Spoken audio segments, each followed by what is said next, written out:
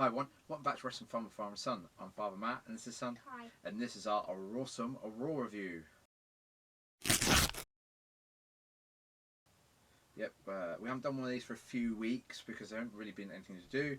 We didn't do a SmackDown at the British SmackDown review either because, to be honest, coming out of that show, there was nothing to talk about except for Hogan Fiend tease match, possibly at WrestleMania. That's kind of the only thing.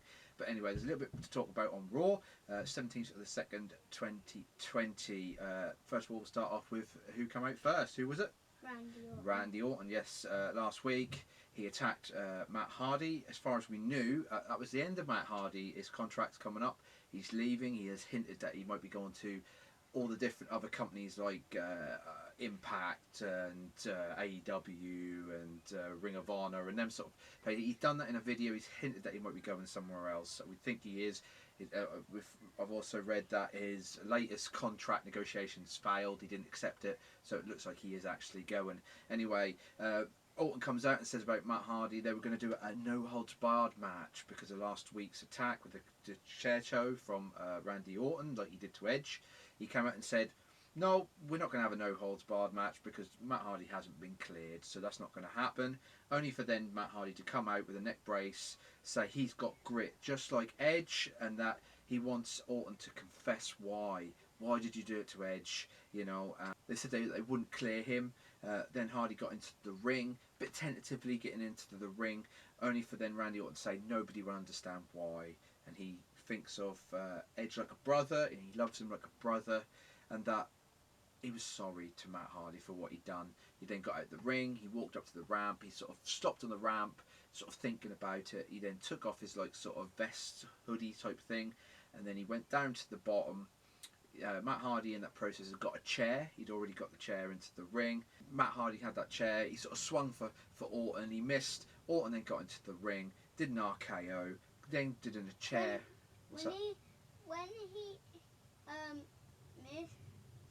When Matt Hardy missed the chair shot, he also done like a draw breaker. Yeah, on the ropes. Yeah, and that's how he kind of got the advantage on Hardy to get into the ring.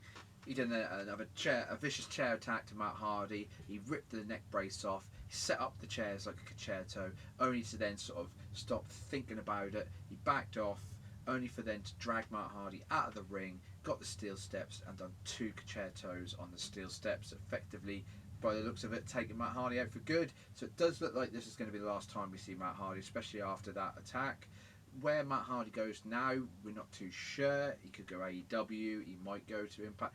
I'm thinking more likely he might go AEW, being since it's a newer sort of wrestling company. He's been to Impact, he's done all that. He's, I think this would be an interesting this is an interesting time for someone like Matt Hardy, whether you love him or hate him.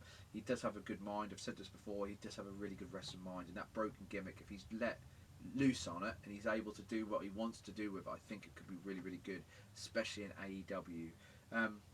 Next, Charlotte versus Rhea Ripley. That was kind of more officially announced than anything at WrestleMania.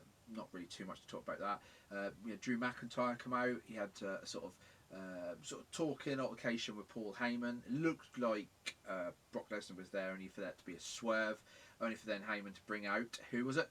MVP, yes. The elephant in the room.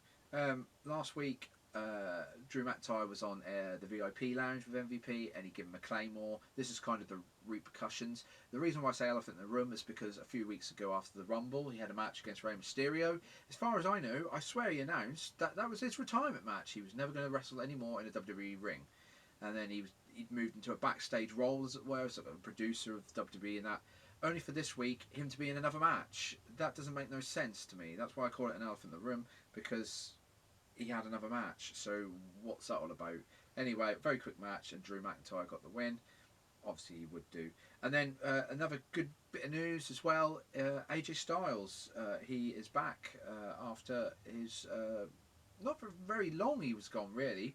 He had a shoulder injury, as far as we knew, a shoulder injury. It looked like it wasn't as bad as what we thought it was. Obviously injured at the Royal Rumble. He come back. And he was saying about he's Mr. WrestleMania now, and that he's in that gauntlet match at Super Showdown and all this sort of stuff, and who's next. And that is the question. Who is AJ Styles going to face at WrestleMania? We just don't know. He does have good matches at Mania against good opponents, and I'm not really too sure. I've had a rumour it's going to be Undertaker. I don't really know if that's going to happen. Possibility, that one. But if it is the Undertaker, I don't think AJ Styles is going to have too much of a good match this year, because he needs somebody in there who can keep up with him. And the Undertaker obviously is getting older now. He's slowing down. He's not really a 20-minute match guy anymore. So I don't know if they will go that route. But yeah, they're the highlights. There was a little bit on there about Seth Rollins, but I'm not really interested in that. I think that what they're doing with the Rollins Messiah character is just not very good, to be fair. And to be honest, Rollins is treading water. What they're doing to Rollins, I don't think it's very good for him or the company, but that's my opinion. So yeah, quickly go through it. Not, like I say, not much to. There's a few bits to go through. Not much at the end of the show with the Messiah gimmick. So, what were we going to say? I also saw rumours that John Cena replaced the Bean at Wrestle. Yeah, that's another rumour as well. John Cena, he's back at the end of the month on SmackDown. We're going to find out what happens, or should we say, we'll find out what's going to happen with him. Hopefully more about, it looks like he's going to have a match this year at WrestleMania. It looks like that one's going to be a given this year. If not, why is he returning after so long near to WrestleMania? Also, quickly, yes, we'll quickly interject. Becky Lynch, I was going to talk about this. There was an Elimination Chamber reveal. They're going to do an Elimination Chamber match, women's side, and they're going to have obviously 6 competitors. Winner of this will go on to face Becky Lynch at WrestleMania. The trouble is with WWE, and this is where WWE really suffers, is that predictability fact. You can actually predict who we think is going to win that Elimination Chamber. Shayna Baszler. Yep, it's obviously going to be Shayna Baszler. That's a given. They're already doing a bit of the backstory here, especially last week with that attack, which he bit Becky Lynch. They had an altercation this week via the Titantron and Becky Lynch in the ring. They had a backwards and forwards, and it's so predictable. It's going to be Shayna Baszler against Becky Lynch at WrestleMania. So yeah, that's what I was going to say. I'm not, they could have done it so much better.